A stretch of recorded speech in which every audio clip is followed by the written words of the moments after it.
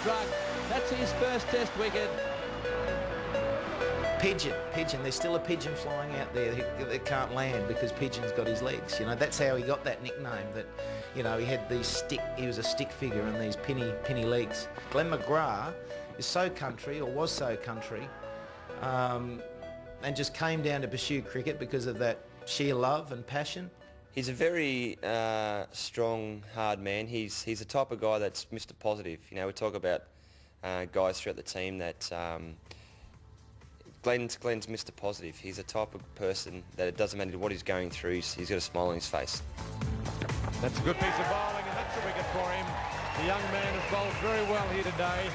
He deserves that wicket of Blair Pope. At that stage, I was just loving every minute of it. And the other thing I remember is walking off the field at the end of the game. I'd only taken 3 wickets, but I felt this wasn't beyond me. I wasn't out of my league, and you know, I think that. I'm not sure if a realisation or sort of self-belief, you know, held me in good stead, where I felt, you know, I can do well at this level. The boy from Narromine had arrived. Glen Mcgrath just made up the numbers in his boyhood cricket teams in country New South Wales, but he was a fast learner.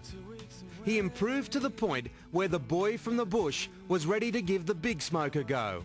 Well, nearly ready. I was 19. No real sort of reason to stay in the bush at that time. I was ready to experience something new. Decided to move down to Sydney. For some reason we decided to buy a caravan, tow that down, and I lived in a caravan by myself there for 13 months, which was, you know, I guess they say character building. You know, I remember shortly after moving down, I just went for a walk from where I was staying on Botany Bay there and ended up in the city, and then decided to walk back. I didn't know how to use the trains or anything like that. It took a few hours, I must say, but you know, it's just the whole experience. It was something I wasn't used to. Ball bowled him, clean bowled him, that hit the pad and then the stumps.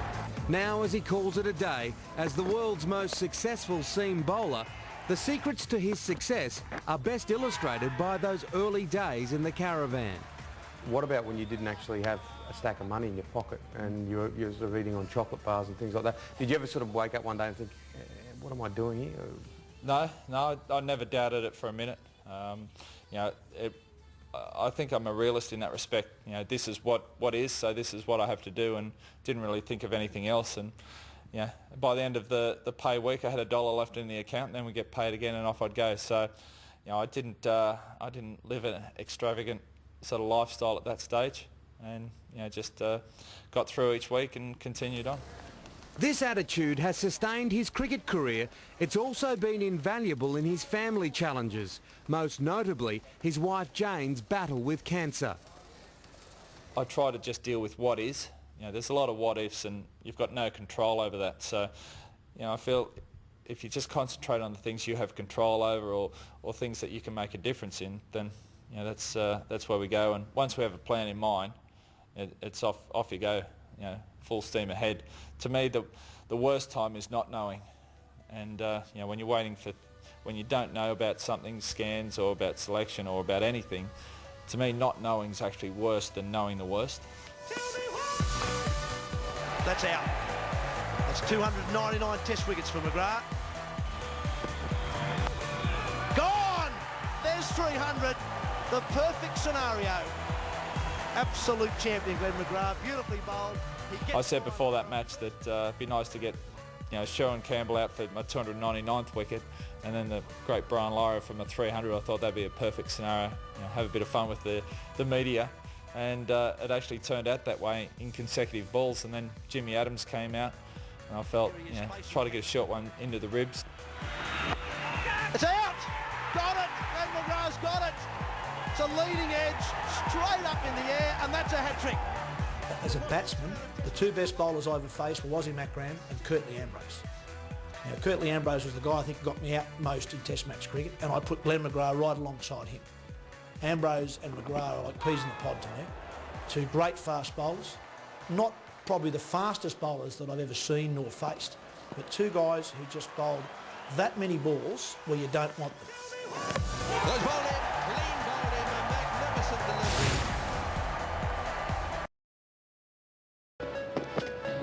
Bowled in, the number shot. and that's Stewart. What a breakthrough. The English pitches were Glen Mcgrath's fields of dreams.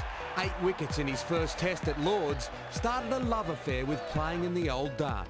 My style of bowling probably a little bit suited over there with the type of balls we use. They feel a bit smaller with a bigger, harder seam, and to walk off with 8 wickets, first innings, first time at Lord's was something pretty special. But it was in the UK where he had one of his darkest sporting moments in 2005. Treading on the ball, it was the longest minute of his cricketing life. Lying on the ground thinking how I can reverse what just happened, and nothing came to mind. So I looked up, nobody was running over to see how I was, and I laid back down. And then another 10 or 15 seconds, I looked up again to see where everyone was, and nobody had moved again, and that's when I said, I think somebody better get Hooter or Errol Orcutt, our physio, and it wasn't too good. What followed was even worse. Standing on the oval after that last test had finished, and England are collecting the ashes, and it was a situation or a position I didn't want to be in again. I didn't enjoy it at all. I thought then, I don't want to be here again. And Got him! It's all over! Could you ask for more? Vierne returns to Australia. To me, it's a little bit, I guess you can say, order restored. To me, this is the way things should be. And I think that's, I don't want to sound sort of arrogant or overconfident in that respect, but playing in such a successful team, I think, winning is nearly what you expect, or how you prepare, or what you aim for from ball one. And it's nearly a surprise, I guess, when you lose. Of all the wonderful highlights for the big fast bowler, 2 of his most cherished moments weren't from his primary craft. Yeah, I saw the ball go up and I was running. I just went and thought, I'll go for a dive. I remember diving into the air and thinking, well, that ball's actually coming down somewhere near my hands. And next thing you know, it's in my right hand, which is probably the wrong hand, so everyone tells me, to be diving that way. And couldn't believe that it was still there when I stopped sliding. And pretty happy. Glen McGrath this time, a real biggie over mid-wicket. Boy, how would McGrath enjoy that? Yeah, it was a funny thing. Went out that day, hit a few in the middle, and had a couple of chances when I was 11. And it's funny how my 3 top innings, or the highest scores in Test cricket, have all been with Jason Gillespie at the other end. So it's good to bat with someone who's, I guess, got a bit of faith in you, and will take all the runs. But to me, the thing that stood out most, sort of watching a bit of the odd highlight there, is the boys sitting up in the viewing box and their reactions to what was happening out in the middle. That's something that I'll probably remember more. That's in the air, and that's out. McGrath has struck. I spoke with Glenn on New Year's Eve and just said, look, I'd like you to have the first over. He's done it for a number of years now. It's only been recently that I've had the privilege to take the first over, but for what Glenn's done, it's his last game, home crowd. He's got to have the first over. He just created doubts all the time because of his consistency. Off the field, I think he's been a tremendous character for the side. Again, in his personal life, he's gone through some enormous experiences, and just has remained incredibly positive, both for the team, himself and Jane. And I think he'll be really sorely missed. Line and length just chips away, wears batsmen down, and from a keeping perspective, it's just a pleasure to keep to.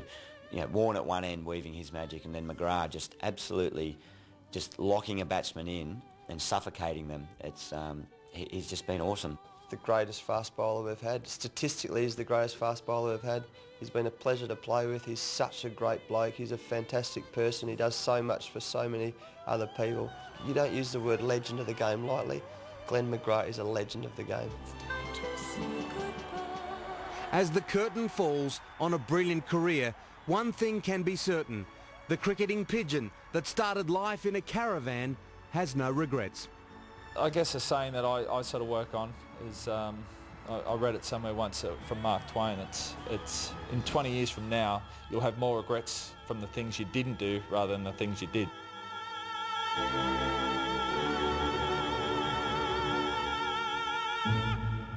Tim Gilbert putting that tribute together